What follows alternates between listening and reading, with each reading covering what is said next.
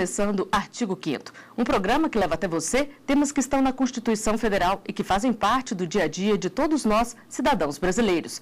No programa de hoje, vamos falar sobre crimes inafiançáveis ou imprescritíveis, situação em que os acusados não têm direito a pagar fiança ou em que não há prazo para o crime ser investigado e julgado.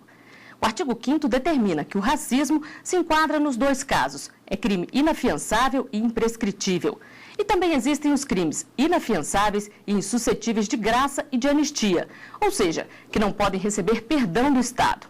Entre eles estão a prática de tortura, o tráfico ilícito de entorpecentes e de drogas, o terrorismo e os crimes hediondos. Casos em que podem ser responsabilizados os mandantes, os executores e até mesmo quem poderia ter evitado o crime, mas se omitiu. Já a ação de grupos armados civis ou militares contra a ordem constitucional e o Estado democrático é outro crime considerado inafiançável e imprescritível pela nossa Constituição. E para falar sobre esses tipos de crimes, temos dois convidados aqui no estúdio do Artigo 5º. Um deles é o promotor de justiça do Distrito Federal, Antônio Suxberger. Ele é mestre em Direito pela Universidade de Brasília e doutor em Direito pela Universidade Pablo de Olavide, na Espanha. Seja bem-vindo, promotor. Por que esses tipos de crime merecem tratamento diferenciado? Parece claro que a Constituição fez uma opção de resposta mais grave, afastando aí, então, a possibilidade de fiança, ou seja, aquela possibilidade que o sujeito tem de responder a processo crime em liberdade, mediante a fixação de um vínculo com o juízo, ou mesmo a questão da imprescritibilidade. Essas são hipóteses mais restritas, como, por exemplo, bem colocado em relação ao crime de racismo. A imprescritibilidade permite que o Estado, a qualquer tempo, independentemente do transcurso de prazo que seja, dê resposta penal para eventual prática criminosa. Então, o que faz a Constituição, lá em 1988, é fazer isso. De lá para cá, nós tivemos uma série de diplomas legais que dão conformação a esses preceitos constitucionais, como a própria lei do racismo e outras leis específicas, como, por exemplo, a própria lei dos crimes hediondos. Também está aqui o advogado Getúlio Humberto Barbosa de Sá, especialista em direito penal. Ele é conselheiro da Ordem dos Advogados do Brasil, no Distrito Federal, e vice-presidente do Instituto de Garantias Penais. Seja bem-vindo, doutor Getúlio. O fato de um crime ser inafiançável garante que o acusado vai responder ao processo preso ou tem brecha legal aí? Existem brechas que permitem que o acusado responda em liberdade, mesmo crimes inafiançáveis. Que tipo de brechas são? Existem decisões, a jurisprudência, ela atua nesse sentido de modificar algumas questões como essa da possibilidade de responder em liberdade, mesmo crimes inafiançáveis, que pode se dar através de pedidos de liberdade provisória, porque atendem a alguns mandamentos constitucionais, princípios constitucionais que são atendidos, que fazem com que esse obstáculo seja superado. E foi a Constituição de 88 que tornou o crime de racismo imprescritível e inafiançável. Mas apesar das pessoas recorrerem cada vez mais à justiça quando se sentem atingidas, é difícil provar que houve realmente um crime de racismo e não apenas uma ofensa pessoal. O brasileiro é um povo multicultural, formado por misturas, por diferentes raças. Mas mesmo assim, o racismo e o preconceito ainda são uma realidade. Crimes de homofobia têm sido noticiados com frequência, como o caso do jovem agredido em São Paulo. Fatos que chocam a população. Nós não estamos mais numa época que tem que ter racismo. Eu acho que todo mundo é igual, né? Ninguém é mais do que ninguém. Nós tem que ter igualdade para todos. Existe racismo cultural, existe racismo de cor. A gente percebe também existe racismo de regiões, né? Regiões culturais. Eu acho que as pessoas precisam respeitar mais a individualidade, o regionalismo de cada um. A gente vive num país que eles insistem em dizer que não tem preconceito, que as pessoas não agem com preconceito. Mas sim, existe preconceito, a gente sabe, tem preconceito no trabalho, tem preconceito na escola, então tem que ter punição sim. A punição existe, está prevista em lei. Desde a Constituição Brasileira de 88, o racismo é considerado crime inafiançável e imprescritível. Em Brasília, esse advogado conseguiu uma vitória rara na justiça: a condenação de Marcelo Melo, de 23 anos, por crime de racismo. O rapaz usou a internet para divulgar mensagens ofensivas aos negros. O condenado, ele agiu conscientemente, ele agiu voltado a ofender, voltado a expor suas ideias contrárias ao grupo de negros que se aproveitava das cotas para ingresso na Universidade de Brasília. O caso aconteceu em 2005, mas até hoje a sentença, transformada em prestação de serviços, não foi cumprida, pois houve recurso. Para o advogado, o problema de ações como essa é a dificuldade em qualificar o crime, provar que houve racismo e não apenas uma ofensa, caso classificado como injúria e com punição mais leve. A dificuldade é a identificação do racista, porque a mera pronúncia de frases racistas, de pensamentos racistas, não quer dizer necessariamente que a pessoa é um racista. Isso é uma coisa cultural do brasileiro e que precisa mudar. Eu acho que está mudando. A jurisprudência está caminhando até para educar melhor a sociedade nesse sentido. Promotor, o senhor concorda que a jurisprudência tem ajudado a educar melhor a sociedade? Não é possível depositar na jurisprudência esse caráter pedagógico no que diz respeito à superação do preconceito. O bom brasileiro, que convive muito bem com a mescla, isso não é verdade. É preciso que nós passemos a dar mais visibilidade a esse preconceito. Antigamente, esses fatos sequer eram levados ao conhecimento judiciário. O sujeito procurava a polícia, ele não tinha sequer uma resposta da autoridade policial. Procurava mesmo o Ministério Público, não tinha uma resposta.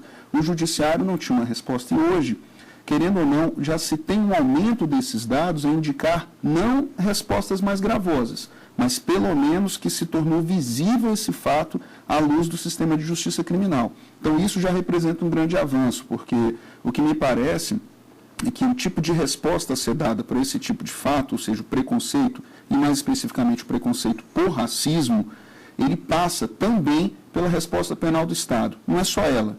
Não significa dizer que o direito penal vai resolver esse problema, longe disso. Mas que, sem dúvida alguma, essa instância mais grave de controle social do Estado, ela precisa dar uma resposta, e eu acho que essa resposta, ainda que de maneira tímida, ainda que de maneira paulatina, tem surgido na construção do sistema de justiça hoje.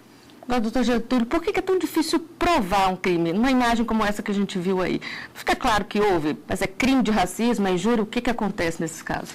O direito penal pode nos ajudar nisso aí, mas ele não é a solução para isso.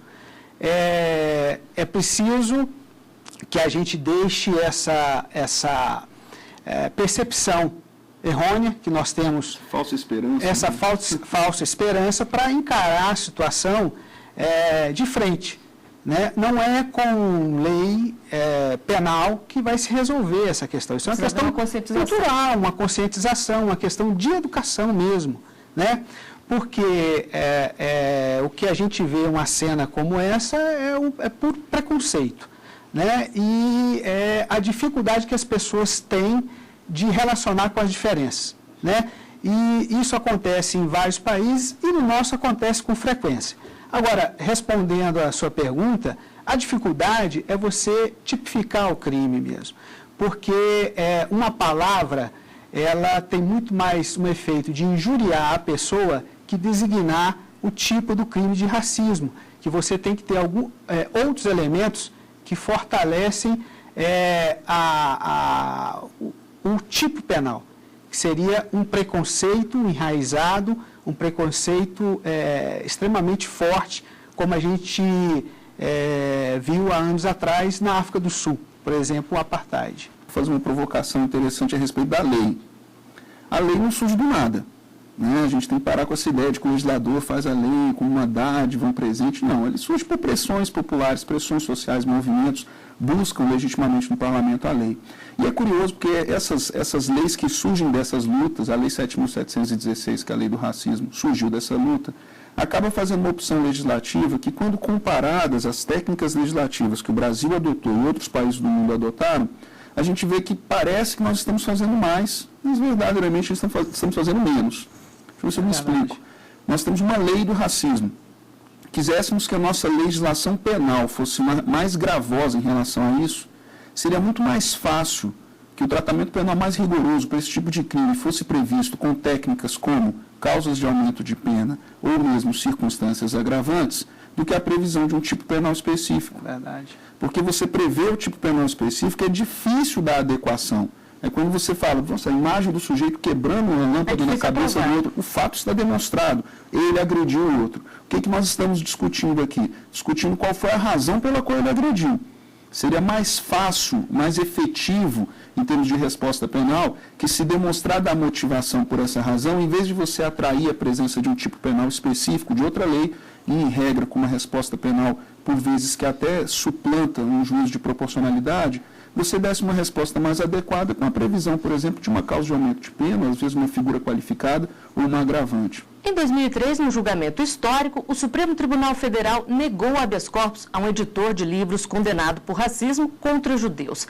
O STF manteve a condenação imposta pelo Tribunal de Justiça do Rio Grande do Sul. Promotor, quando a gente fala em racismo, se pensa logo em negros, mas é muito mais abrangente, né? O elemento racismo, aquilo que no direito penal nós chamamos de elemento normativo. Então, o conteúdo, o sentido, o alcance que ele tem é um conteúdo, sentido e alcance que vai ser construído na aplicação do tipo. Esse julgamento do Supremo Tribunal Federal, ele foi um julgamento emblemático. Por quê? Porque ele primeiro se deparou com outras questões próprias do caso concreto, mas havia uma questão subjacente ali que era importante. O preconceito externado contra judeus era um preconceito de raça? E a Corte entendeu, após ampla discussão, uma discussão bastante aprofundada, talvez um dos julgamentos históricos da nossa Corte, do que aquela colocação do povo judeu era uma colocação contra uma raça.